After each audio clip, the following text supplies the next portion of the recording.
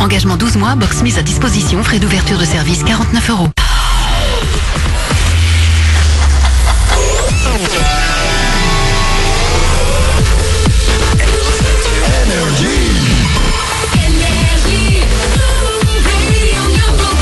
Salut à vous les filles, les garçons, on va s'écouter Shawn Mendes et Big Flo et Oli. Soyez les bienvenus sur Énergie. 8h01, voici l'actu.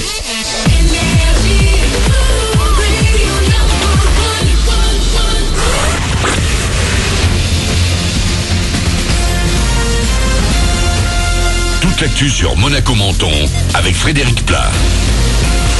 Bonjour, Monaco et les Alpes-Maritimes toujours en double vigilance météo ce mercredi pour canicule et orage. C'est cet après-midi que le tonnerre devrait gronder, a priori uniquement sur les reliefs et l'arrière-pays. Le littoral va le plus souvent rester sous le soleil et dans la chaleur, 34 degrés encore d'annoncé. Et ce matin il fait déjà chaud, 26 degrés de suite à Menton et beau soleil. Tout va bien pour les vacanciers, l'été se poursuit sur la Côte d'Azur notamment, mais certains font malgré tout grise mine. C'est le cas notamment des plagistes de la Mala à Cap d'Aille. Les gérants de la réserve et l'Éden affirment avoir souffert de la réduction de leurs plages privées. Suite à la décision préfectorale prise juste avant l'été, le chiffre d'affaires serait en baisse de 40%. Une affaire judiciaire est toujours en cours. Du côté du public, on est plutôt satisfait de ce changement. S'il y a moins de terrasses et transats payants, ça laisse plus de places gratuites pour poser la serviette. Une qui profite également de la douceur de la Méditerranée cet été, sans se tracasser de ce qu'il se passe sur la plage, c'est Rana. La tortue Kawan, relâchée le 19 juin du musée océanographique de Monaco, poursuit tranquillement de descendre le long des côtes espagnoles. Elle se trouve actuellement à mi-chemin entre Barcelone et Valencia. Cette tortue avait été retrouvée il y a 4 ans en hypothermie dans le port de Monaco avant d'être prise en charge et soignée. Un nouveau coup dur pour les buralistes. Avec la dernière hausse du prix du tabac et la proximité avec la frontière avec l'Italie et ses prix plus bas, à Menton, on tente de s'adapter. Ce n'est plus sur le tabac que les buralistes comptent pour attirer la clientèle. Avec un paquet qui atteindra les 10 € dans 2020, certains qui jusque-là servaient aussi un petit verre ou un café se tournent vers la restauration.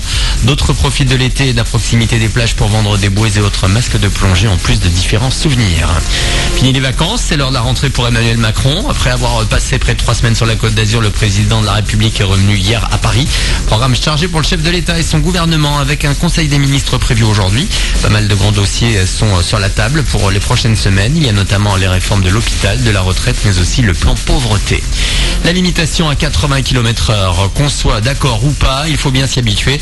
La mesure entrée en vigueur sur nos routes il y a bientôt 2 mois provoque quelques réactions épidermiques chez certains usagers. Le nombre de radars vandalisés a été multiplié par 4 depuis le début de l'année et l'annonce de la nouvelle réglementation. Il pourrait donc bientôt y avoir des caméras de surveillance à proximité des flashs. Des points au crampon. Usain Bolt, peut-être le plus grand sprinter de l'histoire de l'athlète, et s'est mis au foot. Il a participé hier à son premier entraînement avec un club australien le jour de ses 32 ans. La légende rêve de devenir professionnel. Voilà pour votre actu.